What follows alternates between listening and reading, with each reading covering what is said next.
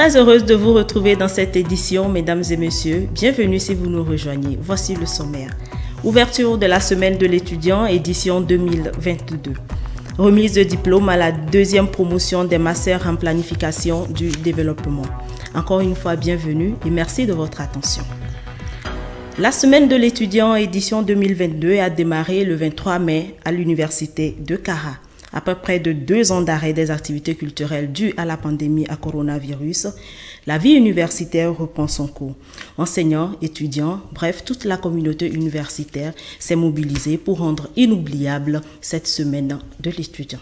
Claudette Talot et Fortuné Kouyao. C'est par une séance de salubrité et une caravane à travers les artères du campus sud que la communauté universitaire de Kara a démarré les activités de sa 10e édition de la semaine de l'étudiant. Le lancement officiel de cette fête a été effectué par M.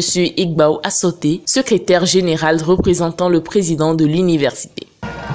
Mes impressions sont celles de la joie, d'un enthousiasme et d'un grand plaisir, parce que cette vie universitaire, elle nous manquait et qu'elle puisse être animée comme on peut le voir en ce moment, et ce pour les temps à venir, pour les années à venir, et pour les étudiants qui n'aspirent qu'à bien vivre, qui n'aspirent qu'à rêver de leur avenir.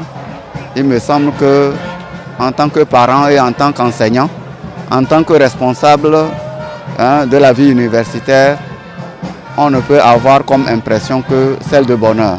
La série de discours, les pas de danse rythmés de chants et de tambours se sont succédés au grand bonheur du public. La vie universitaire reprend ainsi son cours après 2 ans de silence dû à la Covid-19. D'où même le choix du thème « La jeunesse estudiantine face aux enjeux post-Covid-19 » pour cette édition 2022. En effet, courant cette semaine, plusieurs activités sont inscrites au programme, entre autres des conférences-débats, des jeux concours et des matchs de football. Ça a permis à tous les étudiants de se divertir un peu et puis de sortir un peu du cadre des cours et présenter leur savoir-faire. La semaine de l'étudiant, elle est spéciale quand même. Elle est spéciale et c'est très impressionnant. On remercie toutes les communautés qui ont participé à cette semaine culturelle. Déjà démarrée, cette fête de l'étudiant prendra fin le 28 mai prochain par un pique-nique et une excursion au parc animalier de Sarakawa. Nous rappelons que la cérémonie de clôture de cette semaine s'est tenue ce vendredi soir et les dernières festivités se déroulent tout au long de la soirée. Le rendez-vous est donc pris pour l'année prochaine. Autre chose, deuxième vague d'étudiants en master à la faculté de droit et des sciences politiques. Ils ont démarré leur soutenance de mémoire le 23 mai dernier au campus sud. Hugo Koba et Fortuné Kouyao pour plus de précisions.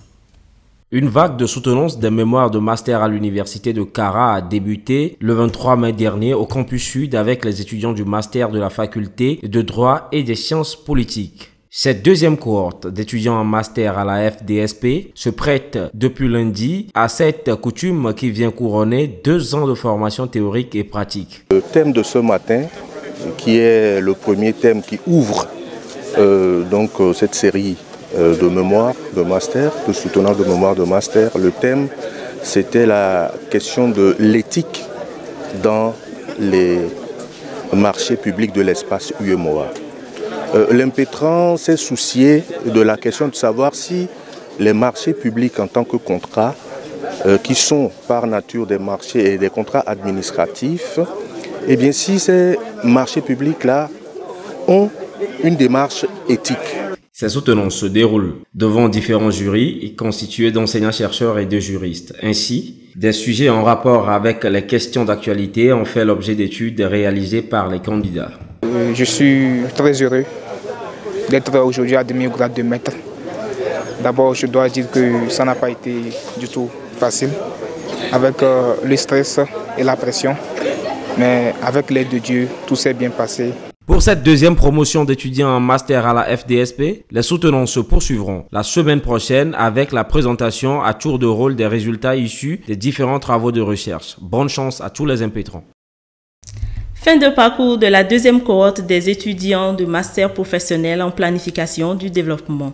Ils ont reçu leur diplôme ce vendredi dans l'Agora 21 janvier 2004 au campus Sud.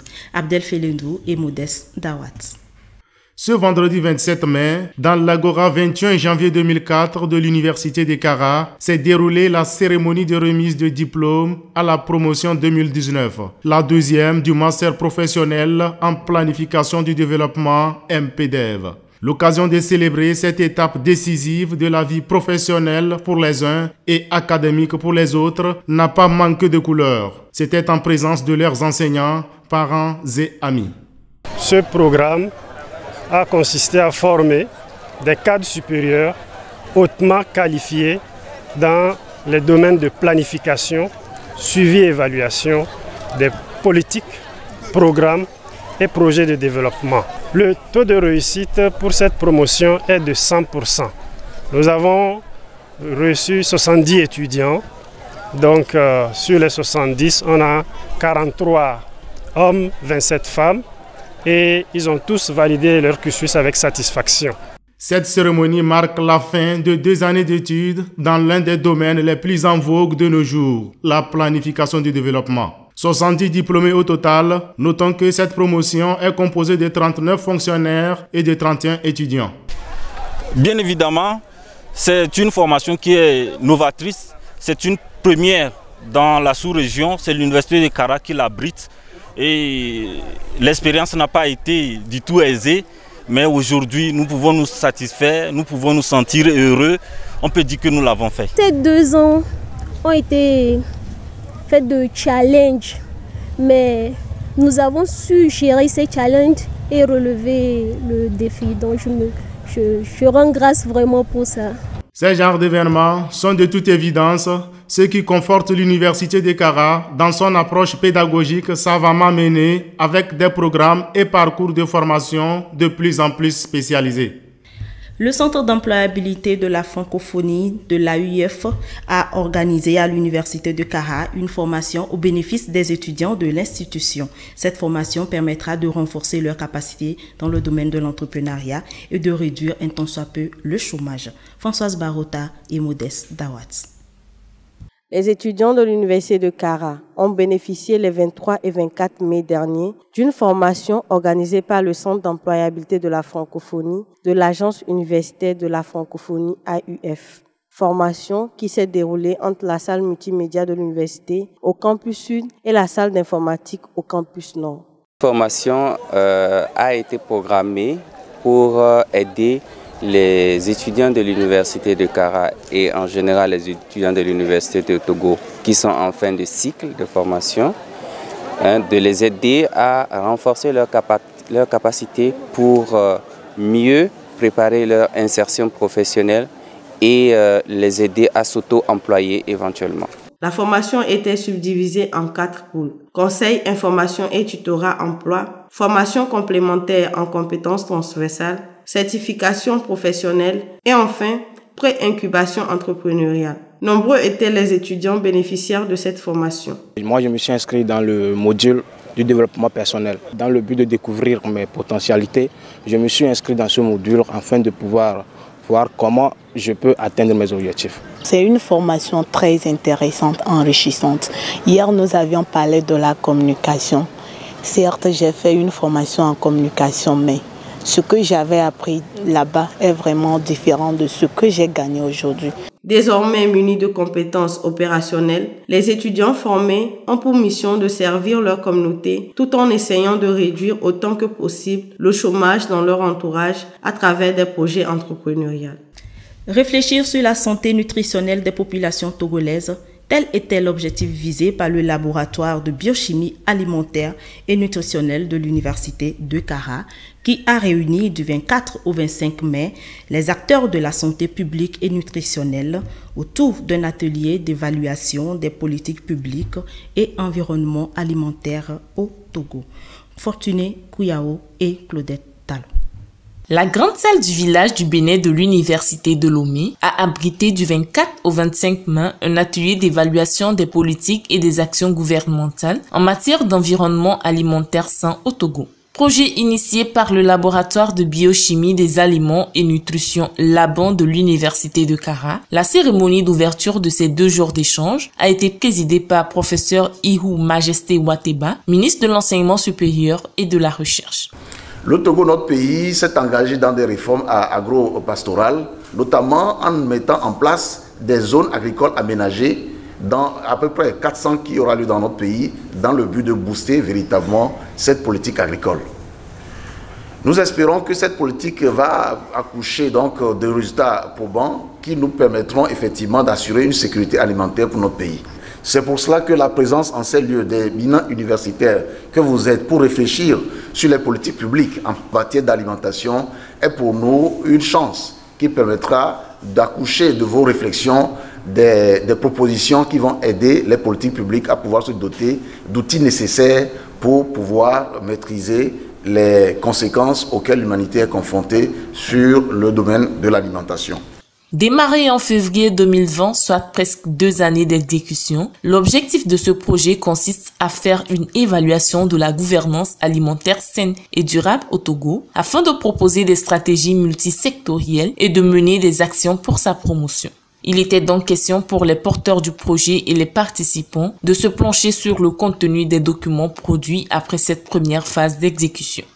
Donc il s'agit d'aller collecter des informations pour faire l'état des lieux de toutes les actions qui sont menées afin de renforcer les bonnes actions et puis améliorer ce qui peut être amélioré pour que la population dispose d'une alimentation saine, pour une nutrition saine également. C'est un projet très important pour le cadre de la promotion de la nutrition dans le pays parce qu'il permet non seulement de voir les différentes lois, les différentes politiques et les différentes stratégies qui existent en matière de promotion d'une bonne nutrition dans le pays, mais également d'aller plus loin et de faire des propositions de recommandations aux décideurs. Les prochaines étapes dans l'exécution du dit projet consisteront à une analyse statistique de l'évaluation, à l'identification des recommandations à faire au gouvernement et pour finir, la diffusion des résultats. Dans le cadre de la semaine de l'étudiant édition 2022, les doyens, chefs de département, étudiants de la faculté des lettres et sciences humaines étaient réunis le 25 mai dernier dans l'Agora 21 janvier 2004 pour célébrer la journée dédiée à leur faculté. Françoise Barota et Fortuné Kouyao pour plus de précisions. Avec près de 13 000 étudiants issus des 9 départements qui la composent, la faculté des lettres et sciences humaines Flèche est une grande maison pétrie de talents et de savoir-faire. Afin de faire valoir tous ces talents, les doyens, chefs de département, délégués et étudiants étaient tous réunis dans l'Agora 21 janvier 2004 à l'occasion de la semaine de l'étudiant. Nous sommes ici ce matin depuis 7 heures où l'étudiant de la Flèche est mis au centre donc, de toutes les activités. C'est eux qui sont les modérateurs, c'est eux qui sont les communicateurs puisqu'il y a eu une communication important sur l'étudiant fléchois au sein de sa communauté. Par la même occasion, 2 œuvres ont été dédicacées. Il s'agit des ouvrages intitulés « Société et engagement » écrites par M. Komla Aziale et de « L'homme en quête de la parole libératrice » de l'abbé Paul Balassa. C'est un ouvrage qui est né d'un constat.